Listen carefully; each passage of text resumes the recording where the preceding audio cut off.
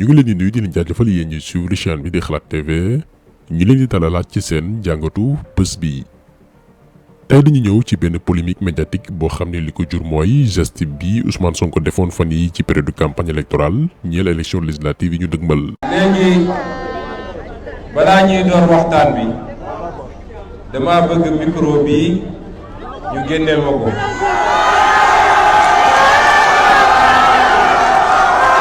geste bi nag jur coow lu bare bari mais moment yi muy xew amuñu woon possibilité ñëw ci ndax fi réew mi tolloon muy bakkal lañu jël ci conditions yi ñaaw te waxtu woowu noonu gisoon nañ ni moo gënoon nekk priorité ku coowal benn micro bu ñu sepp ci mbooloo. d'ailleurs ñun sax dañu étonné wu am mbetteel ci gis ay doomi aadama yoo xam ni moment yi ñiy salfaañaax ak yelleefu doomi aadama ci réew mi ñii ñu leen di rey pour des complots politiques. ay mère de famille ñu xañ leen seen njaboot tuumaal leen ni ay terroriste lañ ñu gis ñoo xamante ni dañ ci ne cell tànqamdu nee nañ yee yaay ay neutre lañ ñoo gën a yeewu ci réew mi foog ni seen tappale gi ñu nekkee sénégalais xamuñ ko. ñun personnellement fan yi ak coowal RTS bi gis nañ ñoo xam ne ci seen mur Facebook wala seeni statut WhatsApp mbaa seeni intervention ci média yi gëj nañoo wax ci situation réew mi ci ni Sénégal delloo ginnaaw. wala sax duñ ci mës a wax ñooñu ñooy ñiy wooye seen bopp ni dañoo neutre faruñu fenn alors que boo ubbi woon seen xol yi xam ne neutruñ. léegi tey pour benn micro RTS bopp leader politique sepp ci intervention am nga gis gonóor yi làqatu woon yépp tëb mel na ay dëmm yu jëfru nga gis un média corrompu comme le quotidien xëy def ko à la une alors que deewu François Mancabou ak anam gi ñu ko rayee banditisme d'état bi ci nekk moo waroon occuper tout le débat public ba yu mel ni dootu lam. léegi ci ngay comprendre kon ni Sénégal ci bëtu ñenn ñi doon fi benn micro RTS moo ëpp valeur doon fi benn François Mancabou boo xam ni dafa servir Sénégal en tant que militaire pendant 13 ans. ñun nag yàlla dafa def bu coow amee dañuy interroger wu samp blaaj parce que indignation sélective bi ñu nemmeeku fan yi ci mbir Ousmane Sonko ak waa RTS ku duggul Sénégal bu ci yemee dafay yaakaar ni RTS askan wi la fi nekkal média la buy dox subaak ngoon di véhiculer réalité yi am Sénégal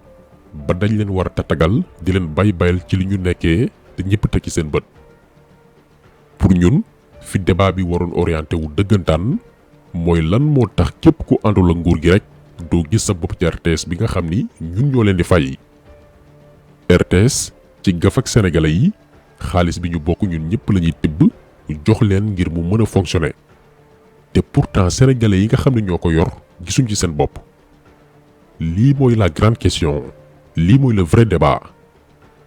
ndax boo seetee newul ni Ousmane Sonko mooy ki njëkk boycotté RTS ci ay intervention am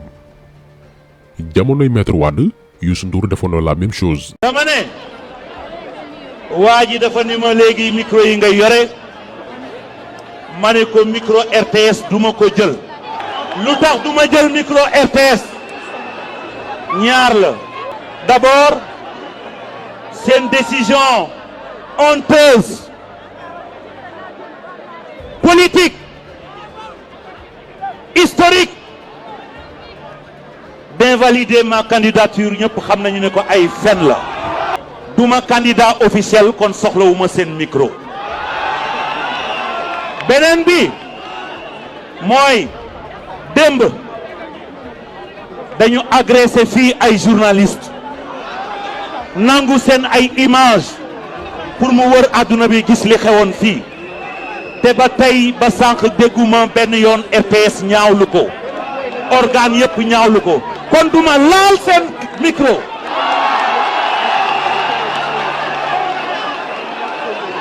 ndax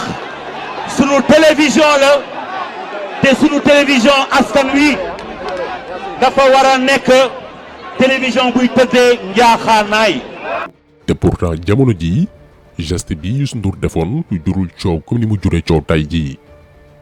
ñu bari sax dañ ko encouragé woon ndax geste bu fort la ngir wane ni RTS nekkul fi askan wi ñun ñii sax dañ ci àndoon ndax forme de contestation bu efficace la. donc tey en 2022 bu ko beneen leader defee mu jur coow kon ndekete gaa yi amuñu problème ak geste bi geste bi dérangé wu leen mais ay jëmm lañu am ak problème di profité nag ci chaque occasion pour régler des comptes mel ni ku gis ndawal wala yàq wu ñu war a seeñu. exemple bi leen di jox mooy journaliste bu ci mel ni Khalifa Diakhaté bërki démb la def benn texte ak image RTS ne dafay dénoncer te pourtant diggante 2011 jàpp 2012 ba Youssou Ndour di boycotté micro waa RTS da cee àndoon naqarluwu ko benn yoon parce que employé wu GFM la woon Youssou Ndour moo ko doon fay salaire. pour wàllee ne gars yi surtout ñu bari ñuy yëngu ci wàllu média dara gëmuñu ko seeni position dafay dépendre selon fi seen intérêt nekk. mi ngi mel ne journaliste boobu ñu defaloon promo ay weer ci ginnaaw dañ naan ko Samba Jalimpa Badji te benn organisation fayoon ko xaalis pour mu bind rapport international ci biir rapport bi mu ci yàq deru waa Xalaat TV parce que ñun dañoo defoon vidéo ci Bill Gates ak mbiru vaccin yi. ndeke waa ji li taxoon mu doon défendre Bill Gates di dal ci kaw ay mbokk sénégalais parce que média bi muy liggéeyee fondation Bill Gates bi dañ leen di may xaalis di leen subventionné chaque année. ci seeni partenaire financier lañu bokk bu leen Bill Gates financé wul du ñam lu ñu lekk tax mu bind rapport ci Xalaat TV pour neexal ñu Bill Gates wala leen ne maa ngi leen di défendre. donc presse sénégalaise bi moo bari des journalistes corrompus des vendus ñuy jaay seen bopp ak ay médias yoo xam ni soit dañuy nekk ci service su nguur wala ay hommes d'affaires yu leen di financer ci suuf. donc bu réew tolle fii surtout ci secteur bu ci mel ni wàllu média nga xam ni sentinelle de démocratie la waroon doon au lieu que ñuy attardé wu ci ay gestes yoo xamante ni conséquence ay mbir la yu xewoon démb ak bërki démb dañu war a taxaw ci les véritables causes. alikalaj bi mooy lu tax RTS képp ku àndul a nguur doo ci gis sa bopp ñun ci lii la ñuy ñëw. déjà dañuy taxaw d'abord ci statut RTS pour que doomi aadama yu bari comprendre scandale bi fa am. RTS société nationale la yow mii di ñu seetaan beneen bokk sénégalais moo xam bi réew mi wala bitim réew ak ñun ñii di wax ak yéen li ñuy dagg ci impôt jaare ko ci produit yi ñuy jënd ak salaire yi li ñuy comp ci société ak opérateur économique yi xaalis bi ñuy lebi bitim réew bu ñu boolee alal joojee lépp ba mu doon budget la ñuy tibb jox ko waa RTS pour ñu jouer un rôle de service public. maanaam sénégalais bu ci nekk moo xam mbootaay boo mën a bokk xeet boo mën a bàyyi ko mbaa diine làkk boo mënti nàmp ak foo nekk biir réew mi wala bitim réew nga mën ci gis sa bopp moo xam ci programme yi lay proposé ak information yi fay jàllale parce que c'est un média d'état. gis nañ nag ñu bari di jaawale un média d'état ak un média pro-gouvernemental. RTS média d'état la baatu état mooy li ñu boole ñun ñëpp sénégalais yi tënku ñu à travers des lois tënk suñu nekk nag suñu dundin lii mooy état ñun ñëpp la.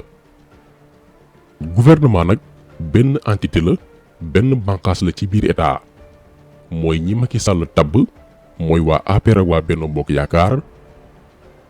donc suñu yenn intellectuels yi ngir yàlla na ñuy dimbali ci bu ñuy firi yenn baat yi bàyyi di réeral askan wi ndax dañoo gis am ñu naan li RTS def yoon la ndax média d'état la di jaawale baatu état ak baatu gouvernement. gouvernement dafay dem c'est éphémère yàggul mais état dafay demeurer dafay sax. RTS nag au lieu que mu nekk un média d'état këru tasukaay xibaar boo xam ne sénégalais yi la fiy nekkal dafa wëlbatiku doon un média pro-gouvernemental. li sénégalais yi di dund au quotidien seeni jàmbat ak seeni jafe-jafe duñ ko couvrir duñ ko jàllale tax kenn du leen seetaan télé bi di wéy di dellu ginnaaw te moonte ñoo ngi ciy def xaalis Sénégal bu bare bari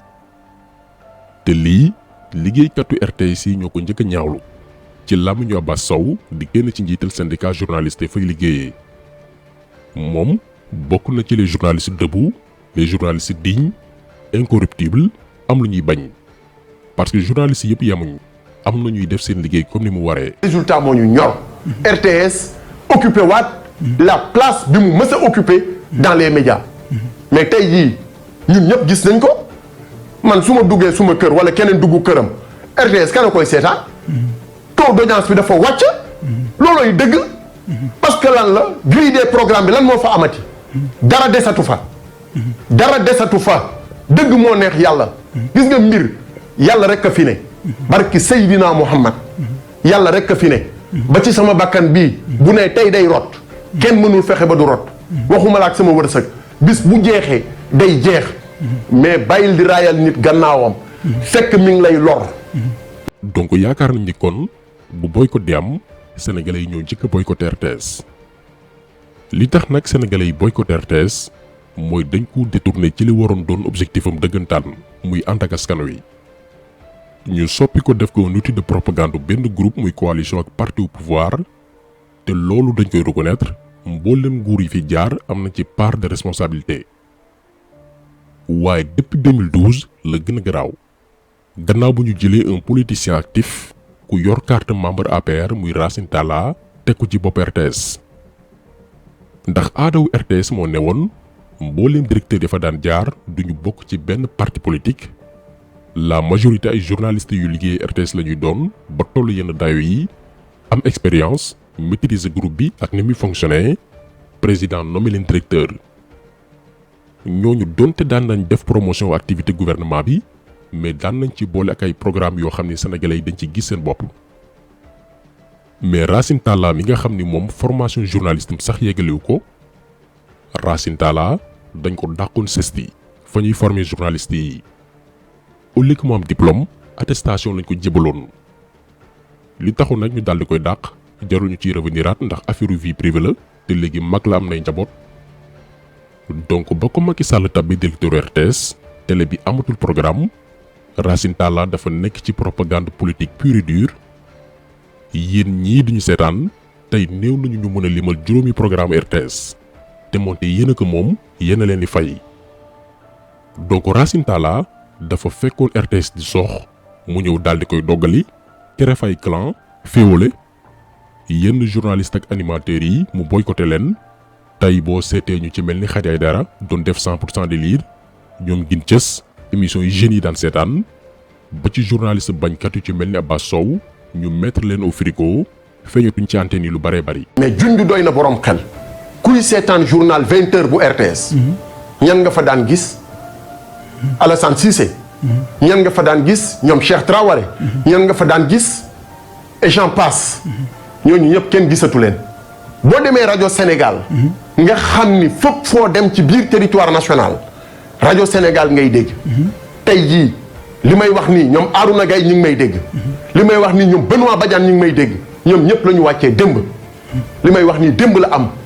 parce que simplement ils ont accepté de venir prendre part à notre dernière assemblée générale. RTS dafa am résidence Racine Talla xam ngeen la loolu. ah bon résidence Racine Talla. foofu lu ñu fay def. xam nga résidence bi lan la. mooy un groupe qui est favorable à Racine Talla. nekk à sa solde. bu leen neexee ñooy buum di buum mi tojuñu fenn yàquñu dara. ñun nag xam nga lu ñu gëm. RTS moo ñu ñor. donc lii moo nekk di xew RTS képp ku bëgg a def sa liggéeyu tasum xibaar comme ni mu waree Racine Talla da lay génne ci chaîne bi di nga continuer di fayeeku salaire ndax mënuñ laa dàq waaye dootoo wax ñu lay dégg duñ la liggéeyloo looloo waral bu opposition bi di organiser doo fa gis RTS ndax reporter bu fa dem image yi du jàll ci télé bi wala dootoo liggéey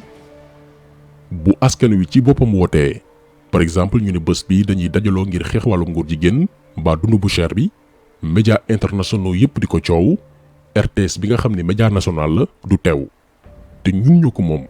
directeur bi ba ci employé bi gën a ndaw ñun ñoo leen di fay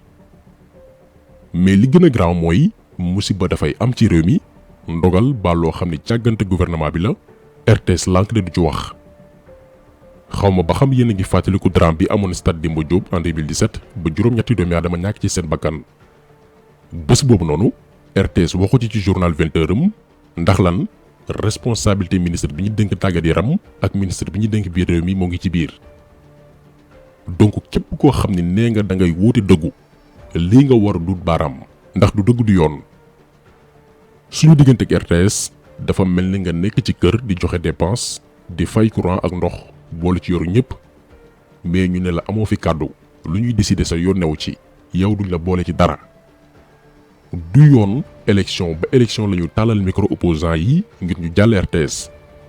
te opposant boobu noonu bokk ci ñuy fay RTS xaalisam di contribuer ci doxalinu kër gi ku am looy kaas lii nga war a dénoncer d'abord RTS dafa war a soppi doxalin. kon tax selu bi tey loolu la woon ñu ngi leen di gërëm di leen jaajëfal di leen di daje incha allah beneen yoon ci beneen jàngat jaa ngeen jëf.